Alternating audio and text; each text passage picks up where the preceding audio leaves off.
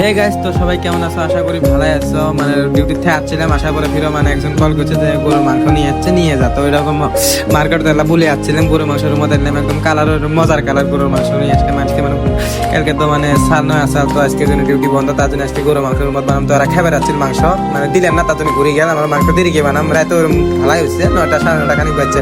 তো মরিচ পিঁয়াজ সব কাটি নিলাম, রুটি বানানো হয়েছে। এক সাইডের মধ্যে মাংস ধোয়া না কমপ্লিট হয়ে গেল। তো মাংসটা চুলের দিম এখন। মাংসটা এক এক করে সব কিছু মাহি চাহি নিলাম, একদম মাহি নেওয়ার পরে মাংস পানি দিয়ে আলামালা চুলে দিলাম। তো দেওয়ার পরে ঢাকি ঢুকি দেওয়ার পরে ঢাকি রয়েছি। এখন দেখুন কিরকম হচ্ছে মাংসের কালারটা। তো দেহ এরকম করে দেখাই, মাংসের কালারটা ভালাই হয়েছে।